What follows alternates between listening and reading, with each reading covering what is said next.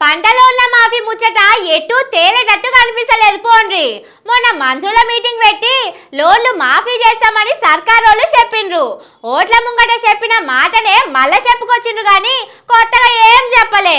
కానీ అప్పుడే పూల సన్మానాలు పాల సన్మానాలు జోరుగా అవుతున్నాయి. దీని మీద పాత సర్కారుల వ్యవసాయ మంత్రిగా చేసిన నిరంజన్ రెడ్డి సారు గట్టిగానే అరుచుకున్నాడు. ఓకేనా తమ్ముడు? ఓకే స్టార్ట్ చేద్దాం. సారిగా లోన్ల మాఫీ మీద ఏందో కిరికిరి అవుతున్నదంట. ఏంది సార్ అది? మీరు ఎన్నికలప్పుడు ఏం చెప్పిండ్రు?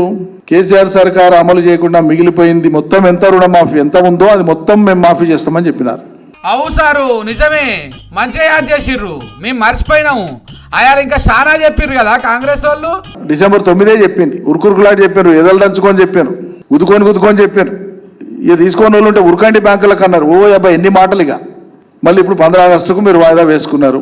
ఈ లోపల మీరేదో కసరత్తు చేస్తున్నామని చెప్తున్నారు. అప్పట్లో మీరు సర్కారు ఉన్నప్పుడు కొందరికి మిగిలిపోయాగా సారు, మరి వాళ్ళ సంగతి ఏంది? ఈ ఎన్నికల నాటికి ఇవ్వకుండా మిగిలిపోయినటువంటి రుణమాఫీ ఆ రైతాంగానికి అంతా ఇస్తారా ఇయ్యరా మీరు చెప్పాలి. ఏమిచ్చుడో ఏమో పోండ్రి సారు. ఎవలకు మాఫీ అవుతుందో ఎవలకు మాఫీ కాదో తెలియక ఊర్లల్లో వ్యవసాయం చేసేటోళ్ళు మస్తు పరిశాన్ అవుతున్నారు. వడ్డీలకు వడ్డీలు కట్టుకుంటా ఆగమవుతున్నారు. అసలు ఎట్లుంటది సారు ఈ లోన్ల ముచ్చట? 2 లక్షల రుణాలు తీసుకున్నటువంటి రైతుల యొక్క వివరాలను ప్రకటించండి. ఎవరా రైతులు, ఎవరికి ఇచ్చినాయి బ్యాంకులు? ఎందుకంటే 5 ఎకరాలకు లోబడి ఉండేటువంటి ఏ రైతులకు కూడా ఈ రాష్ట్రంలో ఏ బ్యాంకు కూడా ₹1,00,000 మించి రుణం ఇయ్యదు. నిజమే కదా? మరి కాంగ్రెస్ వాళ్ళు చాలా పెద్ద లెక్క చెప్తున్నారు. అవన్నీ పైసలు ఏం చేస్తుండొచ్చు మరి? మొదలు మాట్లాడేప్పుడు ముఖ్యమంత్రి ఏమన్నాడు? 40,000 కోట్లు అయితే రుణమాఫీ మొత్తం చేసేస్తే ఏక బిగిన చేసి పడేస్తా. ఏముంది మేము నోరు కట్టుకుంటానంటే 40,000 కోట్లు పెద్ద కథనా అన్నట్టు చాలా తేలికగా చేసి మాట్లాడి. మొన్న కేబినెట్ లో చర్చించినప్పుడు వాళ్ళు ఇచ్చినటువంటి వివరణ ఏంది? 30,000 కోట్లు అన్నారు. 40-30కి దిగిపోయింది.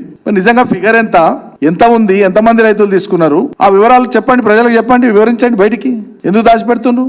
అది సరే గానీ మరి రైతు బంధు సంగతి ఏంది సారు? రైతులు ఏమంటారు దీని మీద? 500 బోనస్ చెప్తే 2 పంటలు అయిపోయా, బోగస్ అయిపోయింది. అది రైతులు కూడా చాలా జోక్గా తీసుకుంటున్నారు. చెప్పనేది చెప్పిన అది ఇస్తుందా పోతుందా సార్? ఏదో కాలబెట్టి ఆ కేసీఆర్ ఇచ్చినట్లు రైతు బంధు ఇచ్చినా చాలు సార్ మాకు అంటున్నారు.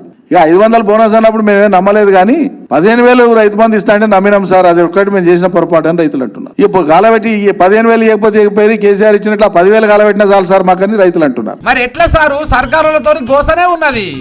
ఉన్న రేషన్ కార్డులు అన్ని పనికిరావనే స్టేటస్ తీసుకొని పోయి కొత్తగా రేషన్ కార్డులు ఇచ్చేటప్పుడు ఇక టీవీ ఉంటే కార్డు ఉండదు, మోటార్ సైకిల్ ఉంటే కార్డు ఉండదు, భూమి ఉంటే కార్డు ఉండదు, అనేక ప్రామాణికాలు పెట్టి రేపు మహాలక్ష్మి ఇవ్వాల్సి వస్తే కూడా సైజ్ తగ్గించి ఇంతకే వర్తింపజేస్తున్నామని చెప్పడానికి చేసేటువంటి కుతంత్రాలు ఇవన్నీ కూడా. బాప్రే, పెద్ద కుట్రనే చేస్తున్నట్టున్నారు కదా జనాలు. మీ రేషన్ కార్డులన్నీ పోయినట్టే. ఇక మిమ్మల్ని ఆ దేవుడే కాపాడాలి. కానీ మీరేమో ఇట్లా అంటున్నారు సారు. మరి సర్కారు వాళ్ళు ఏమో పాలాభిషేకాలు చేయించుకుంటున్నారు కదా. ప్రతిదానికి ఫలితం లేకుండానే, ఫలితం రాకుండానే ప్రమోషనల్ యాక్టివిటీ మొదలుపెట్టింది. ఈ సినిమాలో సోపతి ఎక్కువ ఉండి వాళ్ళ ఇన్ఫ్లుయెన్స్ ఎక్కువ ఉన్నట్టుంది ముఖ్యమంత్రి మీద. సినిమా ఏం చేస్తారు? ఆడియో రిలీజ్కి ఒక ఫంక్షన్, వీడియో రిలీజ్కి ఒక ఫంక్షన్, ప్రీమియర్ షో పెడితే ఒక ఫంక్షన్, ప్రముఖుల్ని పిలిచి సినిమా బాగుందా బాలేదు చూపిస్తే ఒక ఫంక్షన్, మీడియాను పిలిచి చేస్తే ఒక ఫంక్షన్. ఇలా చేస్తారు. ప్రమోషనల్ యాక్టివిటీ అదంతా. ఏదైనా ఒక పథకం చిత్తశుద్ధిగా అమలై ప్రజలు సంతోషపడితే పాలాభిషేకం చేసినట్టే ఎస్ సంతోషం. అరే అమలే లేదు, పాలాభిషేకం ఏందండి బాబు? సిగ్గుపడాలి. బాధ్యత కలిగిన ఘనత వహించినటువంటి గొప్ప మీడియా సంస్థలు ఏం పనిచేస్తున్నాయి ఇటువంటి విషయాల్లో? దీన్ని ఎత్తి చూపనికి కూడా చేత కాదనంటే నాకు అర్థం కాదు. ఏమనిపించదా? ప్రజలకు బాధ్యత వహించడం అంటే ఇదేనా? కేసీఆర్ని ఆడిపోసుకోవడమేనా? కనీసం ఎత్తి చూపే బాధ్యత కూడా తీసుకోరా ఎవరు? మేధావులు సరే వాళ్ళంతా బ్రాకెట్లలో ఉన్నారు, ఇప్పుడు బయటికి రారు, మాట్లాడారు. నిజమే సారు, అట్లనే ఉన్నది కథ. సినిమా చూసే సంబరాలు చేసుకుంటున్నారు వాళ్ళ పార్టీ వాళ్ళు. మరి మీరు బయట బాగా తిరుగుతున్నట్టున్నారు. కాంగ్రెస్ వాళ్ళ పాలన మీద జనం ఏమనుకుంటారు? ఏం చేస్తాం సార్? ఏరి కోరి మొగుడిని తెచ్చుకుంటానంటే వాడు కొట్టినా పడాలి, తిట్టినా పడాలి అన్నట్లుంది మా బతుకు అంటున్నారు ప్రజలు. ఇట్లున్నది కాంగ్రెస్ వాళ్ళ పాలన. పబ్లిక్ అయితే ఆగమవుతున్నారు, వాళ్ళని పట్టించుకునే వాళ్ళే లేరు.